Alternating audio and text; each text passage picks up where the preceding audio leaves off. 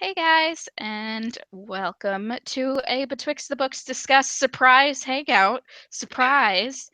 On a Friday, super not planned, super quick. But this was because Clifford Lee Sargent posted a video yesterday on his channel Better Than Food Book Reviews, and it was sort of a response to a video that he posted last week. Um, Nobody wants to read your shit. And we wanted to talk about the things that he talks about in those videos. So yeah, we're doing this now while it's still topical. And I'm not sure that everybody in the booktube community has listened to Clifford Lee Sargent talking about stuff. He does have over 10,000 subscribers though, so clearly he's doing something right. But when I found him last year, he only had like 500 subscribers, so he's gotten a lot of subscribers in a very short amount of time. If you know how to get over 150. Yeah, I know. We're back down below 150. No. Maybe we'll make something and it'll go viral and we'll be super famous, but that's Taylor not really dancing. Taylor dancing. Yep, that'll be what it is. And then we won't be able to make book videos anymore. Everybody will just want videos of Taylor dancing. Not that we're here to be super famous, guys. That's part of the discussion, but we are here to talk about books. 151 would be less aggravating. just over the 150. I think that the problem is that we keep fluctuating almost to 150, yeah, and then like going back down. Anyways, let's talk about someone who is much more popular than us. Yes. So before we talk about the things that he said, we had a couple of things that we wanted to talk about that had to do with the way that Clifford reviews books on his channel. And uses his channel. And one of the things that he said is that he isn't part of the booktube community. When he started making videos, he didn't know that there was a booktube community. He doesn't watch other people's videos. He doesn't participate. He just makes his own videos, and apparently lots of people liked it. I'm not entirely sure how that many people found his channel without collaborating, since the number one way that people seem to collaborate. He said that he did collaborate though. So like he says that like he did reach out to people in the original video and like asked to collaborate with people who were much more popular than him. So he did. So there's like a line there where like that is true and not true, I suppose. But he did say that. So I guess that's fair. I just don't think I've ever seen him talk about another booktuber. Like maybe he had other people talk about him, but I don't, like, having seen most of his videos, I don't think I can think of him mentioning somebody else. I mean that is fair. One thing about him that we were talking about earlier is that like I trust his honesty. Like a very easy thing to do over the internet, but especially even just watching these two videos, like there is a level of honesty and just like this is that is just like you go, buddy. I like you. So there is that. Yes, which will factor into the discussion later. Yes, he has our trust and authenticity, which is surprising because I discussed how his channel is entirely positive reviews, and as somebody, like, I don't do a lot of negative reviews, but like if you go to my Goodreads, the vast majority of the things that I read land in like the 3-star, 4-star range. Whereas I feel like every single thing that Clifford talks about is a 5-star book for him. It then makes it difficult to know what he actually thinks is good because everything is great. And while everything can be great, you have to wonder how he's reading only great things, and that should put into question his authenticity in a way, but at the same time, it doesn't. So I don't know. I mean, I just, yeah, because when we were discussing this, like that automatically makes me go, huh. But at the same time, he's also this anomaly of a person where I can literally see him starting a book, not liking it, going, not worth my time, and chucking it. Yeah. You know. Yep. So whereas like I, especially as a reader of YA, have kind of learned that I have to give something a chance if it isn't great right off the bat. Or it's just so bad that I want to finish it so I can review it and be like, guys, because I don't want to review something I haven't finished. Right. So, I mean, there's like that. I guess that's the thing, though, is that we would review the bad books, whereas he isn't going to review it. And if his only intent is to read books that he can review and he can only do positive reviews, he wouldn't want to read the bad books. Plus, he's definitely the type of person to like only want to read life-changing novels. I mean, just listening to like his like the name dropping in that one video, I was just like, God bless you, sir. I cannot read this all for fun. No. And I don't think I would want to read only life-changing novels because that would get tiring and then they wouldn't be life-changing anymore. Because I think the point of a life-changing novel is like it's one in 100 or one in whatever, and you find that one that just clicks with you and is saying something that gets at the core of stuff. And most I mean, books maybe don't life-changing. do it. I mean, I was gonna say that maybe like life-changing is a little bit too strong of a category, because I think that there are definitely a lot of books that speak a lot of different things, like mental, physical, like emotional. There's so many different categories that you can be changed in or asked to think about things. And the great thing about books is they can ask you to think about the same thing different ways. Right. So like there is that kind of an aspect to it, I suppose, but at the same time, yeah, like I have these books that I call mind for the specific purpose that I do not want to think. Yep. Like my life right now, I need to laugh, I need to have fun, and like that's what I'm here for. I'm ask you to confront my life because that's what I'm avoiding right now. Yeah. So there is that. Now maybe we should actually talk about what his video was about. Yeah. Which the initial video was discussing how he was not going to read unsolicited works for free, which was in part a response to the deluge of authors sending him emails asking for a review in exchange for a copy of their book, which even we get, not having been able to pass the 150 subscriber mark.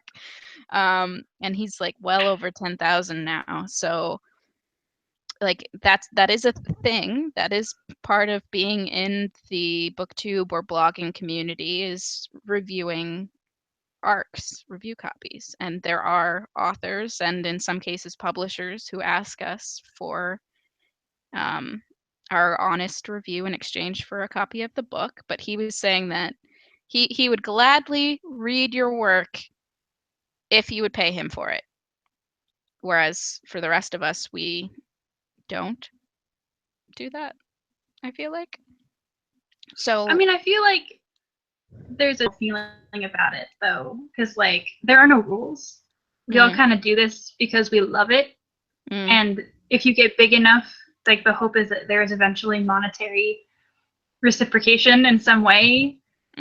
So like I get that, and this is back to my point of him being like, I don't participate in the booktube community, and I don't really, do that, because I mean, if he really doesn't, then how would he necessarily know that the general exchange is a free copy of a book for an honest review? Like, you know what I mean? Right. But then the question, so it got me thinking, are we undervaluing ourselves as booktubers? Because he clearly thinks that his time is worth more than just like a $20 book or however much a book would normally cost a person. And is it just that we as readers are excited for somebody to care about our opinion? And he makes the statement, his opinion doesn't matter. It's our viewers' eyes that matter. We're becoming free advertising. So what we say doesn't really matter. We could say something positive, something negative. The thing that they are getting is eyes on their product. It's like product placement for free. Which is, I mean, that is the entire purpose of us. It's not that we review a book, it's that we review a book with an audience. That's why we are more, that's why like teachers are important to send ARCs to. That's why librarians are important to send ARCs to. Booksellers, not because we will read the book, but because we will read the book and put it out front in a library, or get copies for a library, or put it face out in a bookstore, recommend it to students. And we have this seemingly unlimited capacity to, I mean, he was saying, you know, he has watchers all over the world. So he has this global platform where he stands up with a book and says, like, this is something that I've read. And there are at least 10,000 people who follow him, plus people who don't follow you but may find the video. Like, whoa. And I think sometimes negative hype can be better than positive hype, because if there's something that's really negative, factor of like people want to go, oh my god, I have to read that because it's so bad, you know, or I want to look into it, that's so bad, and wanting to know, like, is it really that bad, or stuff like that. So I mean, we do have that kind of power, especially at his level of 10,000 subscribers. Right. And we talked about him, how we trust him as a reviewer because of just his personality and very much how he is.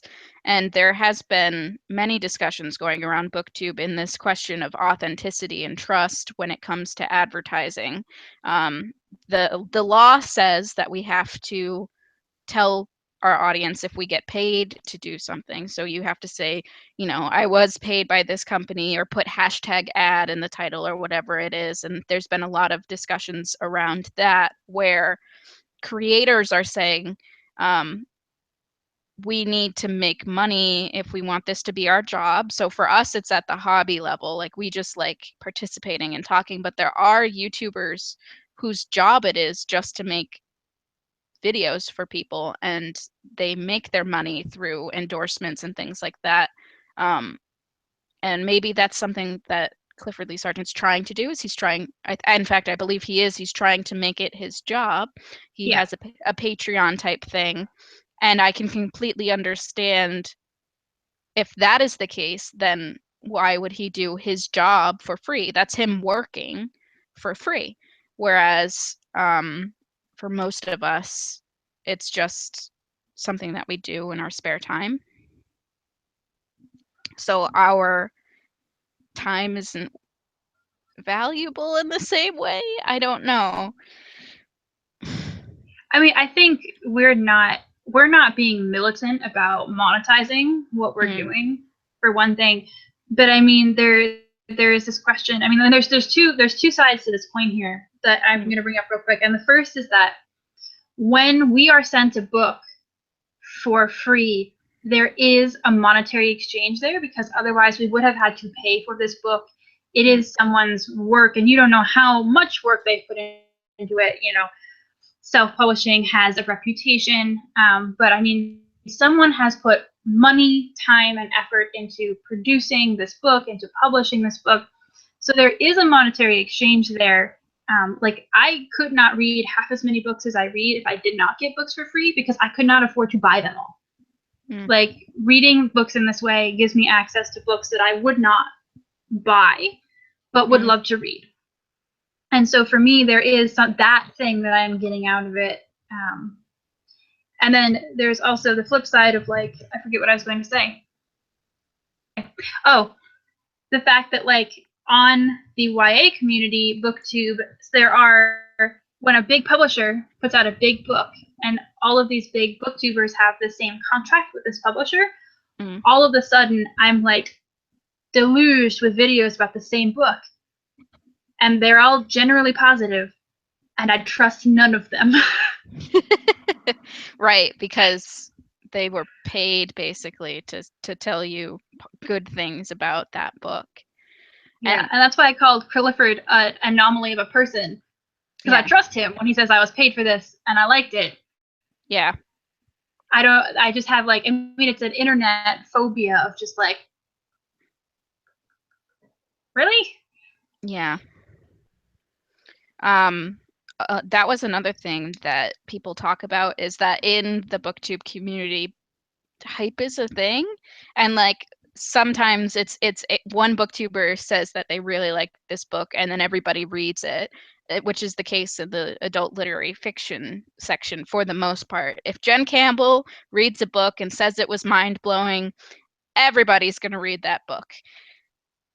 And then it becomes almost like a watered down thing because it was originally this one review that was spectacularly positive, and then it's everybody else just trying to sort of jump in on the hype train.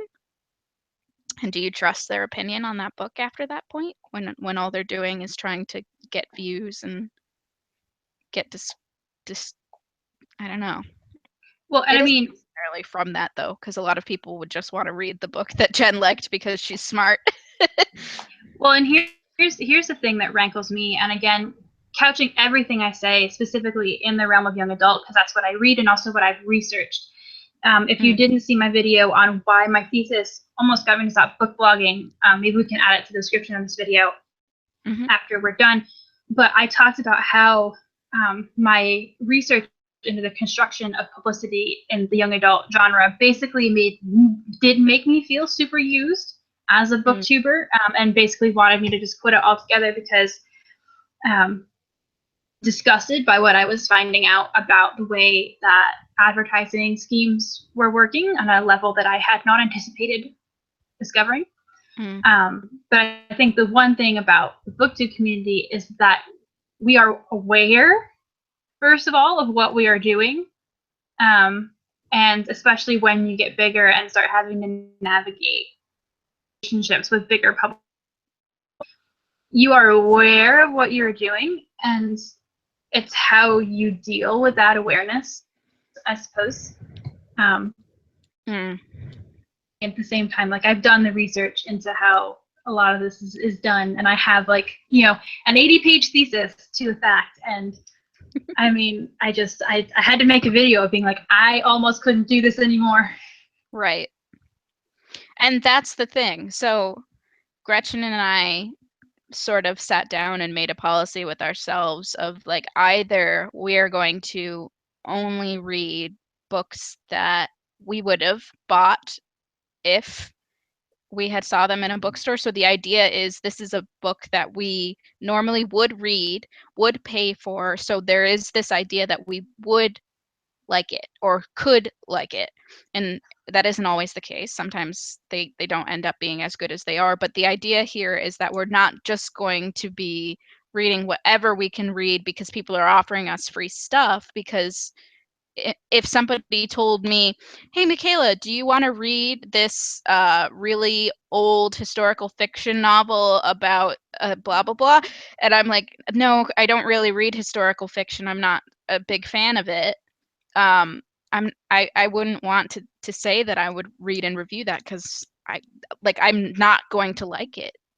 I want to help these authors primarily because it's the authors who come to us. We go to publishers and say, hey, I think I would like this book. If you want to give me a free copy, that'd be dope. But when an author comes to me and says, hey, I saw your video. I see that you like horror. I have a horror book.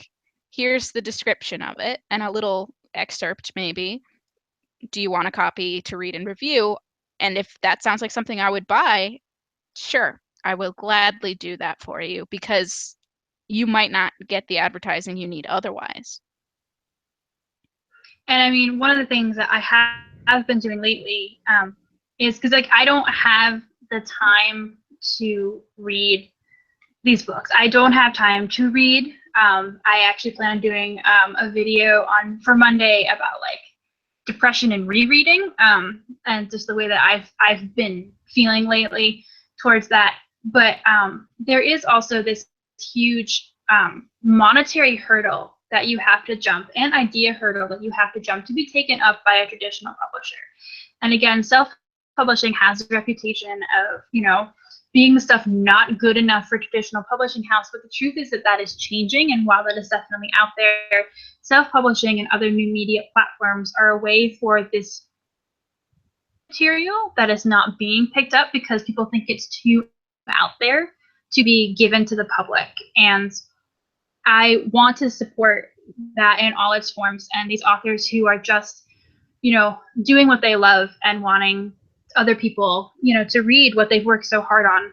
And so while I haven't been able to offer reviews of the authors that have been contacting me lately, I have run interviews and giveaways. Like I'm running one right now from this great guy.